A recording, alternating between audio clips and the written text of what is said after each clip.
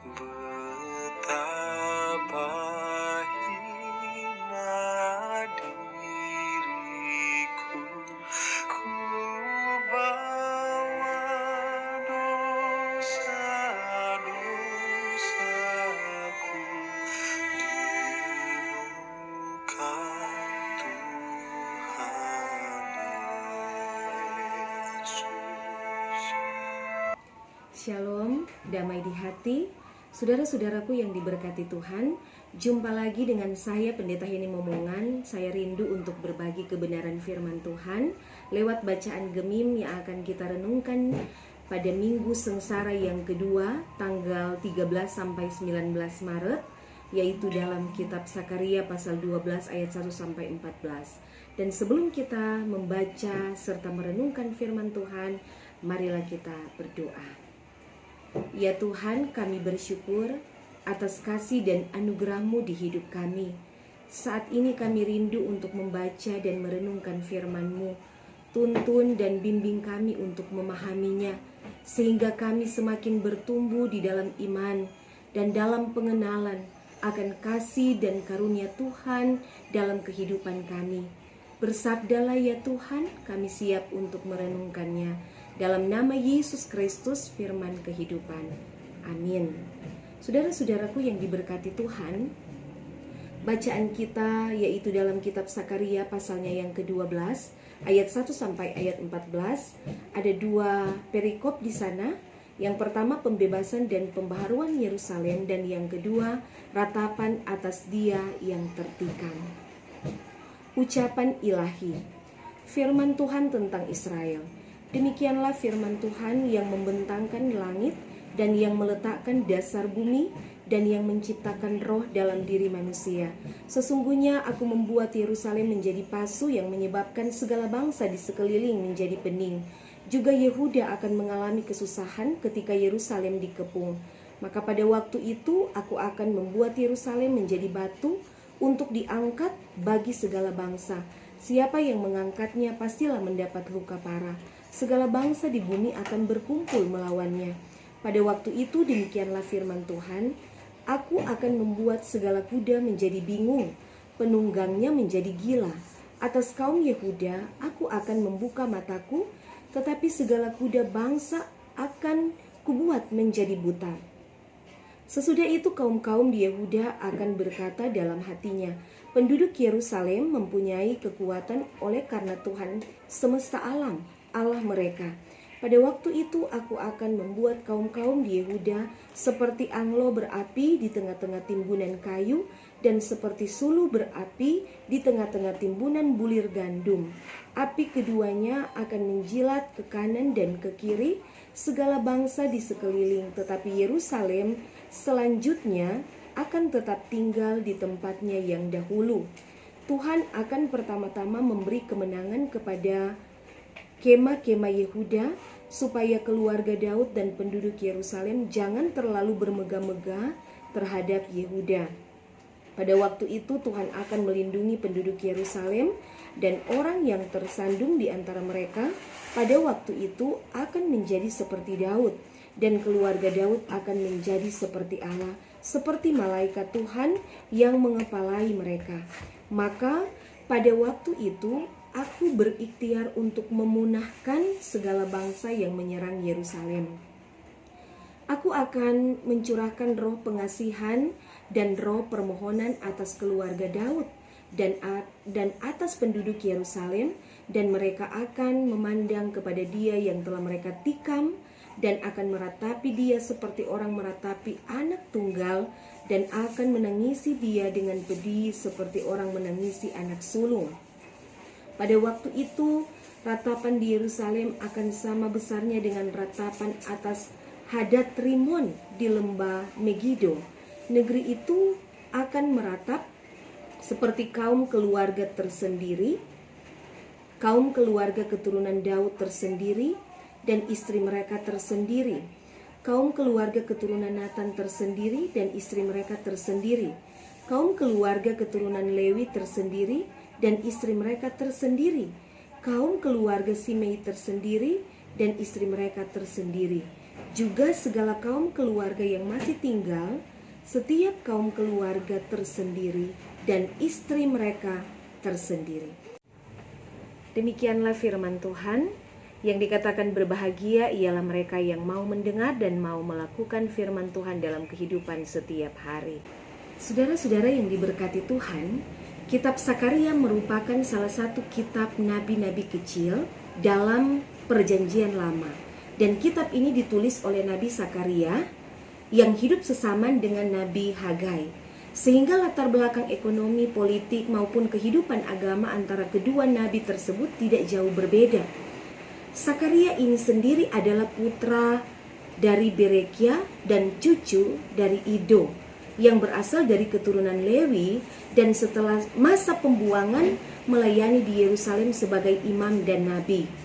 Adapun secara umum kitab Sakaria dibagi dengan 2 garis besar. Yang pertama, pasal 1 sampai pasal 8 ditulis untuk mendorong kaum Yahudi yang tersisa agar melanjutkan pembangunan kembali bait suci dan bertekun hingga tugas itu selesai. Karena bait suci melambangkan kehadiran Tuhan. Dan bagian yang kedua, pasal 9 sampai 14 ditulis untuk memberikan semangat kepada semua umat yang setelah mereka menyelesaikan pembangunan bait suci ada rasa kecil hati karena Mesias yang dinanti-nantikan tidak tampak segera. Karena itu Sakaria menubuatkan tentang kedatangan Mesias dan janji berupa ucapan ilahi tentang pemulihan dan keselamatan Israel. Nah, saudara-saudaraku yang diberkati Tuhan, khusus pasal 12 yang telah kita baca dengan 2 perikop. Yang pertama, pembebasan dan pembaharuan Yerusalem, dan perikop yang kedua, ratapan atas dia yang tertikam. Jika karena ketidaktaatan Tuhan menyatakan murkanya atas Israel, tetapi murkanya berganti anugerah dan keselamatan ketika ada pertobatan. Apa yang kita baca merupakan bagian dari rencana kasih Tuhan untuk kehidupan umatnya Yerusalem dan Yehuda, yang sementara hidup dalam penderitaan di bawah telapak kaki bangsa-bangsa lain dan tercerai-berai satu dengan yang lain. Sakaria yang berarti Tuhan mengingat. Nabi Sakaria mempunyai pandangan dan visi jauh ke depan mengenai umat Israel yang baru pulang dari pembuangan di Babel, mengingatkan supaya mereka hidup setia di dalam Tuhan dan menata kembali kehidupan keagamaan mereka. Penolakan Israel terhadap penggembalaan Tuhan menyeret mereka ke dalam suatu kondisi hidup yang tidak lagi berpengharapan. Sekian lama bangsa ini berada dalam cengkraman bangsa-bangsa asing yang silih berganti menindas mereka. Dan puncaknya semua bangsa di muka bumi akan bersatu menyerang mereka. Itu dapat kita baca pada ayatnya yang ketiga. Sementara mereka sendiri terpecah, saling bermusuhan. Nah, dalam kondisi seperti ini, Allah memberikan janji keselamatan tentang pemulihan dan masa depan Israel. Allah tidak akan membiarkan mereka terus-menerus ditindas oleh musuh-musuhnya. Tuhan berkehendak membebaskan umatnya dan menjanjikan pembaharuan suasana hidup. Tuhan akan membela Yerusalem dan dia akan melawan bangsa-bangsa memusuhi mereka. Ayat yang kedua. Dan Tuhan akan membuat Yerusalem menjadi pasu. Apa artinya pasu, saudara-saudara? Pasu di sini artinya piala berisi anggur. Ketika negeri-negeri tetangganya akan meminumnya, mereka terhuyun-huyun seperti orang mabuk dalam ayat 3. Tuhan akan membuat Yerusalem menjadi batu untuk diangkat bagi segala bangsa. Siapa yang mengangkatnya pastilah mendapat luka parah, atau dengan kata lain mereka akan celaka. Tuhan membuka matanya untuk memperhatikan umatnya. Dia akan menjadikan mereka kuat dan akan memberikan kemenangan bagi mereka. Ketika ia bangkit berperang untuk umatnya, maka bangsa-bangsa yang datang menyerang umat Israel akan dibuat bingung, tidak berdaya. Bahkan dikatakan di situ dalam ayat 4 menjadi gila dan menjadi buta. Dan ini memberi penegasan bahwa ketika umat Tuhan tidak berdaya, Tuhan tidak akan membiarkan mereka. Tuhan akan berkarya menolong dan menyelamatkan mereka di ayat 5. Bahkan Tuhan akan menjadikan mereka seperti angloh berapi, artinya wadah terbuka berisi bara atau api yang membakar apapun yang ada di sekelilingnya. Tetapi Yerusalem akan tetap aman di tempatnya dan tidak terbakar. Itu di ayat 6. Kemudian selanjutnya di ayat 7 dan 9. Tuhan akan melindungi penduduk Yerusalem. Mereka akan mendapatkan penghormatan dan Tuhan akan memulihkan umatnya menjadi suatu bangsa yang diperhitungkan dan sejahtera hidup mereka. Ayat 10 sampai ayat 11, di sana Tuhan menyatakan janji untuk mencurahkan rohnya yang mendorong umatnya untuk berdoa dan memohon kepadanya. Roh itu akan menguasai mereka dan memungkinkan mereka untuk berdoa, untuk meratap, merendahkan diri di hadapan Tuhan dan takluk kepada Tuhan. Dan ratapan atau pengakuan dosa itu haruslah benar-benar dari hati yang terdalam, dilakukan secara pribadi maupun juga masing-masing keluarga. Mungkinkah ini terjadi? Ya, karena Tuhan yang berkehendak dan Tuhan sendiri yang menyampaikan janjinya bahwa dialah Tuhan yang membentangkan langit dan yang meletakkan dasar bumi dan yang menciptakan roh dalam diri manusia.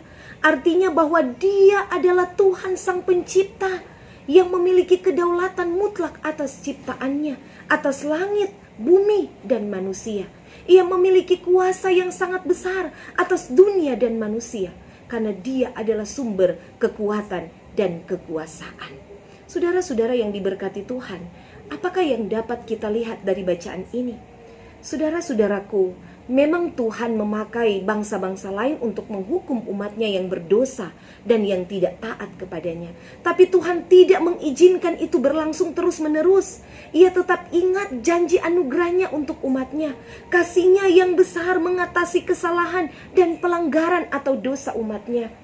Dia memberi pengampunan yang membawa pembebasan dan penyelamatan. Tapi Tuhan juga menginginkan umatnya untuk hidup dalam pertobatan, untuk menyesali dosa-dosa mereka dan memperbaharui hidup mereka untuk melakukan kehendak-Nya.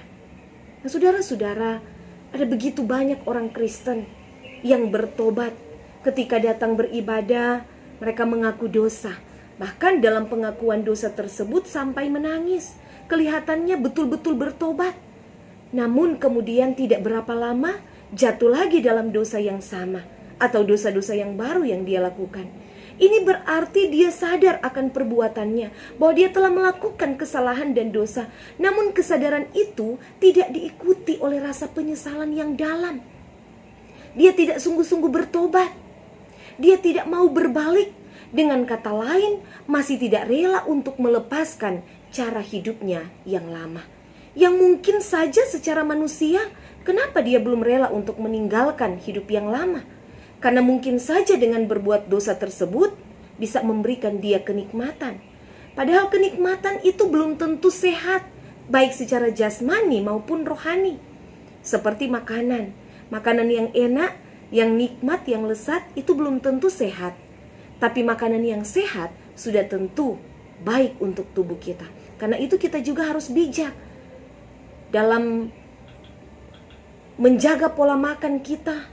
Kita harus mengatur, kita harus bijak memilih makanan yang sehat, yang bergizi, supaya tidak mengundang berbagai penyakit dalam tubuh kita. Makanan sehat itu dan yang bergizi tidak selamanya mahal, tetapi kesehatan itu sangat mahal harganya, saudara-saudara. Demikian juga dalam kehidupan beriman kita. Kehidupan yang nyaman, penuh kenikmatan duniawi, belum tentu itu baik untuk pertumbuhan rohani kita. Kadang, lewat kesenangan dan kenikmatan duniawi membuat kita justru semakin jauh dari Tuhan. Tapi sebaliknya, di saat Tuhan memberikan suatu keadaan yang tidak enak, tidak menyenangkan, bahkan Dia menyatakan penghukuman dengan berbagai cara, mengizinkan tantangan pergumulan untuk kita alami, dengan tujuan yaitu untuk mendidik kita semakin bertumbuh dalam iman, supaya kita sebagai manusia semakin mau mencari Tuhan, mendekatkan diri di hadapan Tuhan, dan terus bergantung kepadanya. Begitu juga dengan berbagai peristiwa alam yang sedang menimpa kita, saudara-saudara. Pandemi COVID yang sampai saat ini belum juga berakhir. Belum lagi cuaca ekstrim yang akhir-akhir ini kita alami, curah hujan yang tinggi disertai angin yang kencang. Berbagai peristiwa alam pun terjadi. Seringkali alam dipakai oleh Tuhan untuk mendidik kita, untuk menegur kita, untuk mengingatkan kita sebagai umat ciptaannya, untuk menyadari bahwa Tuhan berkuasa, Tuhan berdaulat atas kehidupan manusia dan alam semesta. Karena itu betapa kita harus mengandalkan Tuhan, kuasa Tuhan, dan semakin hidup berkenan kepadanya. Saudara-saudara yang diberkati Tuhan, meratap adalah tanda pertobatan. Meratap berarti merendahkan diri, mengakui dalam penyesalan yang lahir dari hati yang dalam, memohon pengampunan dari Tuhan, sebab hanya Dialah yang sanggup mengampuni segala dosa kita dan mengubahkan kita untuk hidup baru lewat pekerjaan kuasa Roh Kudus. 1 Yohanes pasal 1 ayat 8 dan 9. Jika kita berkata bahwa kita tidak berdosa, maka kita menipu diri kita sendiri dan kebenaran tidak ada di dalam kita. Jika kita mengaku dosa kita, maka Ia adalah setia dan adil. Ia akan mengampuni segala dosa kita dan menyucikan kita dari segala kejahatan. Setiap hari, bahkan setiap waktu, kita perlu ada pertobatan. Perubahan secara terus-menerus, perubahan sikap yang tidak baik menjadi baik, yang sudah baik lebih baik lagi, sampai kita mencapai tingkat pertumbuhan iman dalam kepenuhan Kristus. Ada orang sudah hidup baik, tapi dia tidak mampu untuk mengendalikan diri atau untuk melawan godaan, sehingga pada akhirnya dia jatuh lagi dalam dosa-dosa yang sama. Karena memang dimanapun dan kapanpun, saudara-saudara, iblis selalu menggoda kita untuk berbuat dosa. Karena itu, hidup di dalam Tuhan, dekat dengan Tuhan, kita akan mampu melawan setiap godaan yang mendatangkan dosa. Ratapan atas Dia yang tertikam. Dia yang tertikam menunjuk pada Kristus. Kristus tertikam karena dosa-dosa kita manusia. Kristus tergantung di atas kayu salib. Kepalanya dimahkotai duri yang tajam. Tangan dan kakinya ditusuk dengan paku. Lambungnya ditikam. Dosa-dosa dan pemberontakan kitalah membuat Kristus harus tertikam di atas kayu salib. Saudara-saudara, adakah kita menyadarinya? Adakah kita merasa bersalah dan menyesalinya? Ataukah kita masih terus menyalibkan Kristus berulang kali dengan perbuatan-perbuatan dosa kita? Kecemaran, hawa nafsu, ketidakadilan, kemunafikan, kebencian, keserakahan, permusuhan, pertikaian, dan segala bentuk kejahatan lainnya. Saudara-saudara yang diberkati Tuhan, maukah kita bertobat dan kembali kepadanya? Maukah kita menanggalkan cara hidup kita yang lama, yaitu segala dosa yang membelenggu kita, dan kita memulai hidup baru di dalam Kristus? Marilah saudara-saudara, lewat firman Tuhan saat ini kita diajak untuk merendahkan diri, memohon pengampunan dari Tuhan dengan sungguh-sungguh, memohon pengasihan Tuhan dengan hati yang terbuka, dengan hati yang murni, dengan hati yang tulus, dengan penuh penyesalan, dengan berkomitmen untuk ada dalam pembaharuan kehidupan, meninggalkan segala perbuatan yang tidak dikehendaki Tuhan, dan selanjutnya kita wujudkan itu lewat tindakan dan perilaku hidup benar kepada Tuhan, untuk terus bertumbuh dalam iman kepadanya, dan kita bersedia untuk dipakai Tuhan menjadi saluran berkat. Ketika pun kita menghadapi berbagai tantangan dan pergumulan dalam hidup ini, Serahkanlah semua beban hidup kita kepada Tuhan, maka kita akan diberi kelegaan untuk terus menapaki kehidupan ini. Karena kita punya Tuhan yang hidup, Tuhan yang setia, Tuhan yang tidak pernah meninggalkan kita. Dia yang selalu ada di setiap musim kehidupan kita. Karena Dialah sumber pertolongan dan keselamatan bagi kita yang akan terus menyertai kehidupan kita dan memberikan segala sesuatu yang terbaik dalam hidup kita. Bahwa janji penyertaannya begitu sempurna bagi kita dan Tuhan tidak pernah lalai menepati janjinya. Peristiwa agung dan luar biasa dilakukan oleh Tuhan Allah melalui Yesus Kristus yang datang ke dalam dunia, menanggung sengsara dan derita, disalibkan, bahkan tertikam sampai mati di atas kayu salib untuk menanggung dosa saya dan saudara-saudara dan memberikan pengharapan baru bagi kita. Karena itu, mari kita hidup dalam pertobatan yang sungguh dan terus menyaksikan betapa dahsyatnya kuasa Tuhan dan sungguh sangat terbukti. Tuhan Yesus memberkati kita semua. Amin. Demikian firman Tuhan. Mari kita berdoa. Ya Yesus Kristus Tuhan, yang telah menebus kami lewat pengorbanan-Mu di kayu salib, kami sungguh bangga dan bersyukur punya Allah seperti Engkau. Tuhan, firman-Mu telah kami renungkan. Baharuilah kehidupan kami dari hari ke hari. Biarlah dengan penuh kerendahan hati kami mau datang, mengakui dan menyesali akan setiap perbuatan salah kami. Dan kami semakin hidup setia melakukan kehendak-Mu dan memuliakan nama-Mu. Berkatilah kami ya Tuhan, dalam setiap aktivitas, tanggung jawab, kerja dan pelayanan kami, di sepanjang hari ini maupun di hari-hari hidup ke depan yang akan kami jalani. Demi Kristus Yesus Tuhan dan Juru Selamat kami berdoa dan mengucap syukur. Amin. Demikian saudara-saudara, kita sudah merenungkan bersama bagian firman Tuhan dalam kitab Sakaria pasalnya yang ke-12 ayat 1-14. Kiranya firman Tuhan ini akan memberkati kita semua. Dan jangan lupa saksikan terus channel saya, Pendeta Heni Momongan, lewat setiap kebenaran firman Tuhan yang boleh saya bagikan bagi saudara-saudara. Dan juga mohon dukungan untuk like dan subscribe channel saya. Tuhan Yesus memberkati kita semua. Shalom, damai di hati.